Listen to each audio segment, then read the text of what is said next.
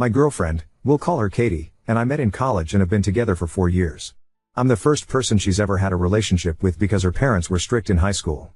Our parents are religious and don't believe in sex before marriage, and while I don't really care, she's very close with her parents, so we've been waiting. Now that she's graduated, I was planning on proposing within the next few months. I had a ring picked out and everything. I was head over heels for this girl. That all changed last night. Or, last weekend, really. Katie has had a male best friend since high school that her parents never liked because he claimed to be gay. Let's call him Liam.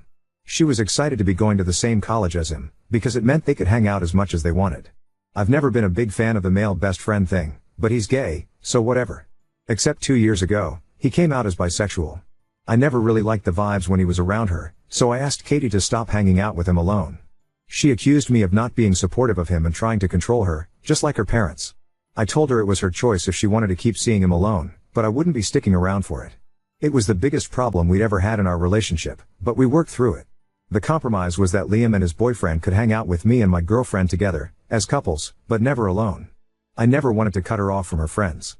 With this stipulation, however, the 4 of us only got together twice before Liam ended up transferring to a different college over the summer.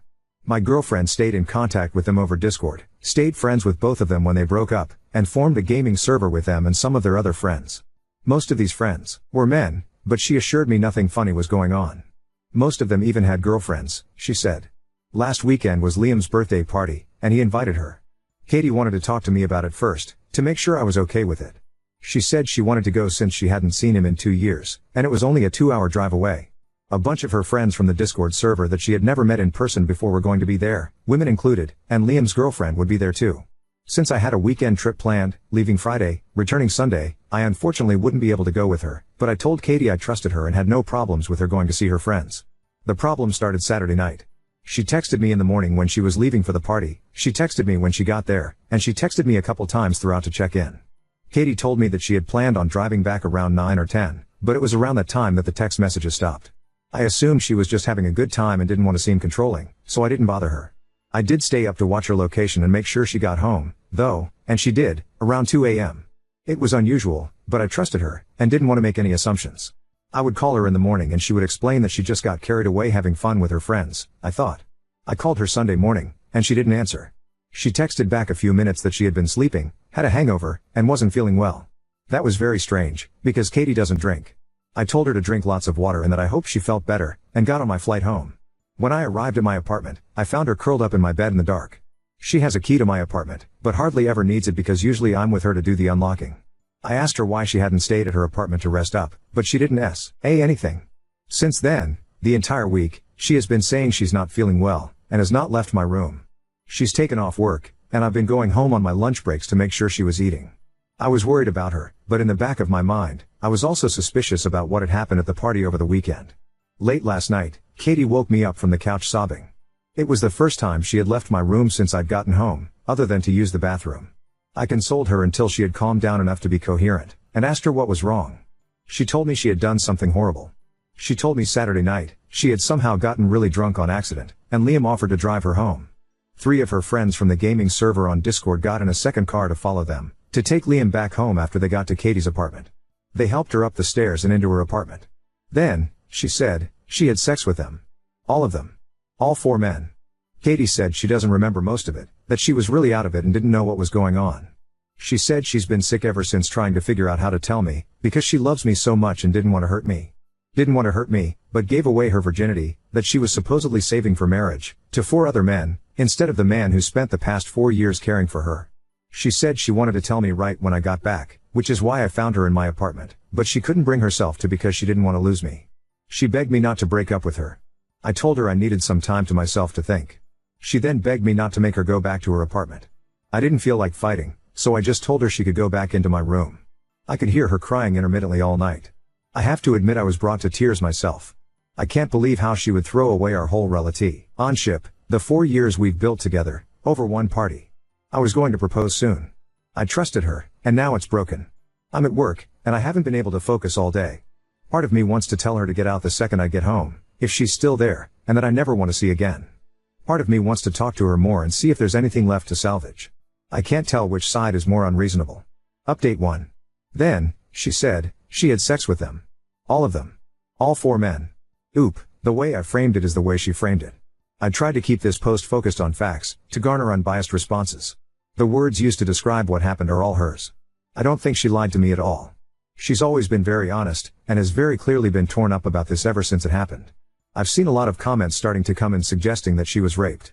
That's not what she said happened, but everyone is making some pretty good points that I hadn't considered, hadn't thought of because of how emotional I've been. I think it's possible that she could be in denial, though not entirely convinced that's what happened without talking to her. I'll try to gently ask her about that when I get home. I genuinely hope it's not the case.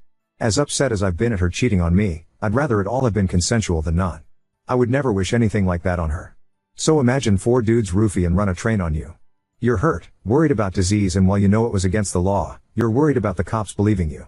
You are worried what your brothers will think, about your employer, future employers, family, mutual friends, since one of them was one of your closest friends. Truly, consider what you would do if 4 guys raped you and how easy a decision it would be to report it. Update 2. My girlfriend has gone to bed early and I have nothing better to do, so I'm finally getting a chance to write this. First, something you can skip through to the actual update if you don't care. I think my other post was taken down for being fake. One of the biggest reasons people seemed to think it was fake was because I wasn't spending time in the comments denying every accusation. I hadn't even opened Reddit since I left work to go check on Katie. It wasn't anywhere near my top priority at the time. For some quick and easy debunking, though, one moment he says he has her location and the next he's surprised she's at his apartment. I checked her location Saturday night solely to make sure she got home okay. After that, I did not check her location, because I am not a stalker who tracks her every move. On iPhone, it shows your location in the text messages with that person, so he either hadn't looked at their texts at all between his flight and getting home, or it's made up. Not everyone has an iPhone like you. I do, but my girlfriend doesn't, so we use an app. And no, I don't get notifications from the app because again, I don't need to be a stalker. The random excessive details. Sorry? Like I mentioned, I had been stewing on everything since she told me what happened that night, and I just wanted to get it all out. Those were all the details I'd had floating around in my head surrounding the situation. The update is full of typos while the main text is immaculate. Op only wrote the update and the TL. Doctor, my apologies for being a bit of a mess and in a rush after realizing my girlfriend might have been raped. That's my bad. I've gone back and fixed them, by the way. I had no idea my post would get hundreds of more comments after I closed Reddit that would skeptically analyze everything I wrote to the letter. There's absolutely no concern that she's gotten pregnant? No worries about STIs? Not at the time, no. I didn't even know if I was going to stay with her. Pregnancy and STIs would have been a concern if I did, but at the point of writing, I believed she had cheated on me, and was leaning towards breaking up with her. No worries that she was potentially drugged and raped? Again, not at the time of writing. I was still reeling from what she had told me. That she had sex with 4 men. She didn't say anything about getting drugged or being raped, which was something I would have assumed she'd have mentioned. That was before I read all the comments that she may be in denial herself, which hadn't even occurred to me. So this religious girl who wanted to wait for marriage suddenly wanted a train run on her? Obviously fake. No, as it turns out, she did not want any part of what happened. For everyone who said someone in my position wouldn't have taken the time to write everything out for a post. Well, look at the rest of the subreddit. If people in sticky situations didn't post about them, there wouldn't be any posts on here at all. And to everyone who suggested either it was fake or she must have been a cow for 4 men to carry her up the stairs, you can personally fuck off. Everything above was a whole load of presumptuous BS, though I do wish everything I wrote wasn't true. I left work a little before lunch and immediately went home to check on my girlfriend. She was as I had left her, curled up in bed and crying.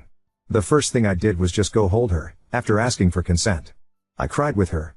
After a while, I gently brought up what happened that night. Did she actually want any of that to happen? A lot was said, but long story short, as many of you suggested, she did not. To clear some things up, these friends that she was with at the party were not just random people she met online. They were personal friends of Liam, who she had been best friends with for 8 years. These friends, while she herself never met them in person, were people she had talked to and gamed with over the past year or so. I would hear her talking with them over the headset, and I never noticed anything strange. She's pretty shy and introverted, so I was happy for her to have friends to play with while she gamed. They weren't all men, either. From what she said, there were 4 or 5 women in the server as well. Of the people at the party, 3 of the men and 2 of the women attended. Also there were Liam's girlfriend, a couple of other friends, and a few of their partners. All in all, there were only around 15 guests, and everyone knew each other for the most part. It was never meant to be a huge thing, just a get-together of Liam's closest friends at his house. Alcohol wasn't even supposed to be a big part of it. At the beginning of the party, a lot of them just gamed together, since they hadn't been able to in person for a while. There was no big girl/guy separation, as a lot of people at the party were LGBT+. Some people got in little groups to chat together, just general mingling, etc. About midway through the party, one of the guests poured everyone some mystery shots. Katie rejected it at first. Liam, however, urged her to, for his birthday. When everyone else heard she'd never taken a shot before, they all egged her on, too. It was just one shot. Liam insisted it would wear off well before time for her to head home, and if not, she could just wait however much longer until she felt comfortable driving. She felt like she had to. From that point, things got a little less clear. There was more hanging out. There was more alcohol. People, she wasn't sure which ones, kept handing her drinks and insisting. She didn't want to ruin Liam's party, and she knew if nothing else, he would look out for her. She didn't feel right, but Katie said she thought he would have told her if something was wrong, and he kept telling her everything was okay. She remembers feeling really sick. She remembers seeing others passed out on the couch. She remembers Liam saying he wanted to personally take her home, driving her car, to make sure she was okay. He felt bad he had let her get so fucked up, he said. She remembers one of her friends from Discord telling Liam he would follow them in his car to take Liam back after, and she remembers 2 more guys from the Discord getting in his car. She remembers Liam giving her a bottle of water in the car to help her sober up. She remembers them carrying her up the stairs to her apartment and laughing. Being brought inside her apartment. I'm not going to describe any further than that. She didn't want any of what happened. Was she naive? Maybe. Did she probably miss some red flags, make some choices she shouldn't have? Sure. Katie did not deserve that. The fault belongs with the men who did it. She didn't want to file a police report, and I'm not giving her an ultimatum. I've read up a lot on how horrific that can be, and I'm in full support of her decision. Of course, if she ever changes her mind and decides she does want to file a report, I'll be there for her through that, too. What we are going to do is see a doctor. Part of the reason Katie says she spent most of this time curled up in bed is that she has been in a lot of pain. She really doesn't want to be poked and prodded it down there, but after some convincing and assurance, she agreed. She's going to be seen on Monday, and also going to get pregnancy and STI testing, which we're equally worried about, done while we're there. Over the weekend, we've talked a lot. We've both cried a lot. There's been lots of hugs, and giving sauce when needed. I have opened the curtains in the bedroom so she gets sunlight in there, at least. For anyone who is concerned, no, I'm not making her go back to her apartment. For the assholes who suggested it, no, I'm not leaving her, before or after her healing, to find someone who isn't damaged, and no, I will not be ratting her out to her parents. I'm taking the entirety of next week off to stay home and take care of her, go to as many doctor's appointments as needed, set up therapy, etc. I don't think I can ever make up for leaving her alone the way I did this past week, but I will be there for her through anything and everything that comes next, whatever that may mean. Again, thank you to everyone for my first post who helped me realize what an egocentric dumbass I was being. I hope this update helps everyone who is concerned. Katie isn't okay right now, but hopefully we can get there. Oop, I think I've heard of that before. I'll look into it more, thank you for the advice. Oop, after someone brought it up on my last post, I looked into it, and honestly what happens to rape victims who report is terrible. They are re-traumatized over, and over, and over again throughout every single step. Not to mention the victim blaming. I will never blame her for not wanting to put herself through that, but I will support her 100% of the way if she ever decides she does want to. Now on to second story. Fiancé knowingly endangered me and our unborn child by using my allergen-filled detergent. Now I've changed my will entirely. My fiancé and I recently bought a house together. We got basic things from his family, as housewarming gifts. His grandmother gifted us a huge package of laundry detergent. Now here is where the problem starts. I used to be highly allergic against most laundry detergents. I am not talking about some uncomfortable itchiness or whatever, but vomiting, diarrhea, losing my eyesight temporarily and at the end my consciousness. I have been hospitalized for this multiple times already. We are using 2 brands, I am not allergic against. He keeps complaining that they don't smell that good. Which might be true, they aren't really fragrant and I know he used to drown his clothes in fabric softener, to make them smell nice. I offered to slowly start trying new laundry detergents, because he keeps complaining and those 2 aren't easily accessible in his home country, but definitely not in the foreseeable future, as I am 8 months pregnant and very afraid of the possible consequences. We still have more than enough of the safe ones. He agreed and I thought the topic was done, but then his brother gifted us baby clothes. My fiancé kept commenting how good they smelled and how badly he wants our clothes to smell like this. I sorted through them and after I was around halfway done, I noticed that I felt kinda off. My hands felt weird, my body felt wrong, so I washed every body part that touched those clothes and refused to touch them without gloves. My fiancé bought them for me, so he definitely knows that I am still allergic against some detergents. Well, he still decided to use the gifted laundry detergent on our towels. I didn't notice until I started folding them and putting them away. My hands started to get hot and kind of numb/itchy. At first I was afraid that I am now allergic against one of the safe ones, until I noticed the gifted one was opened and kind of shoved into a corner. Our other 2 are also opened and readily available, I just don't get it. I texted him and asked if he used the gifted laundry detergent for anything. He said yes, what's the big deal? I told him that that's not funny and he is potentially playing with the life of our unborn son and mine, and why he thought that now of all times is the right time to test my allergy again. He called me a drama queen and ignored me after. So I changed my will.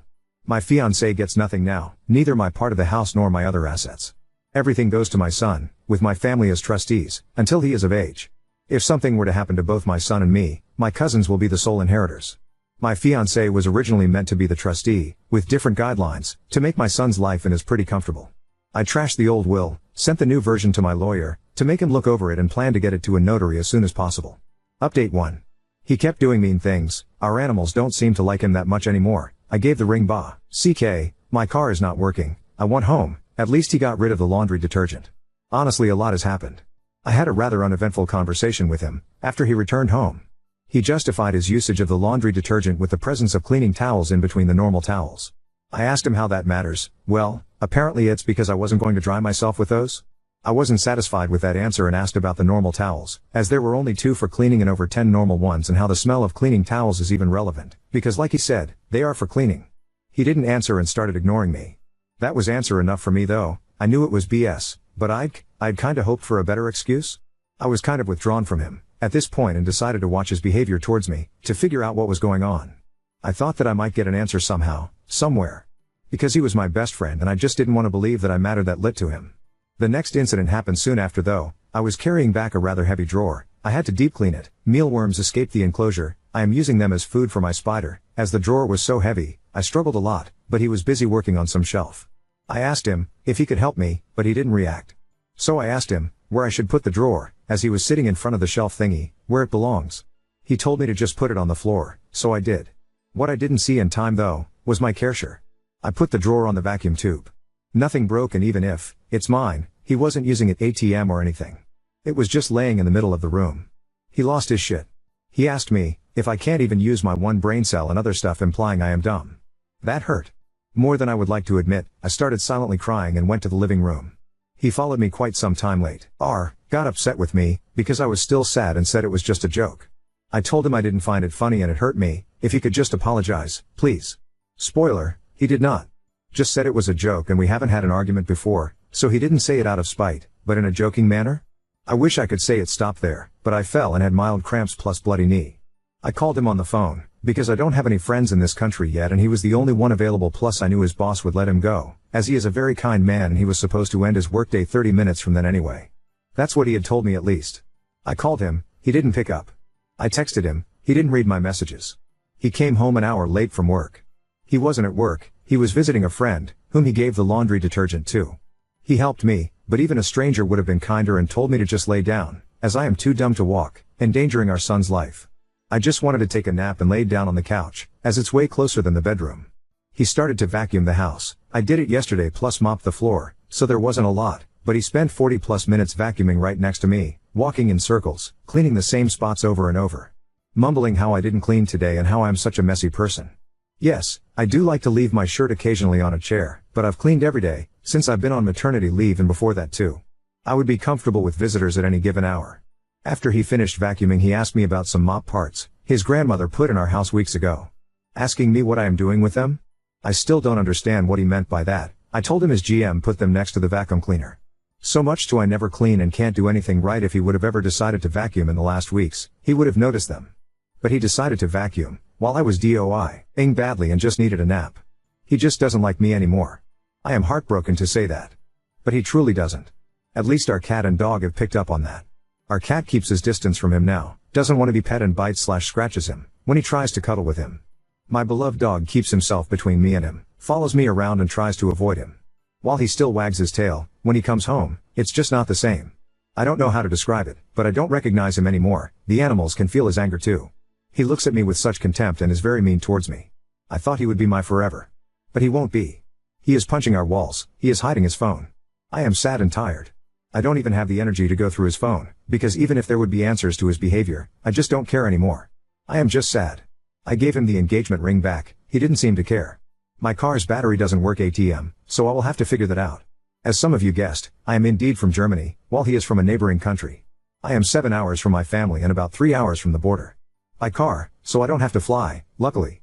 I am sleeping in the guest room, on a couch, for the time being. My ex-fiancé seems very content with that. Now he is just on his phone constantly and leaves me be, for the most part.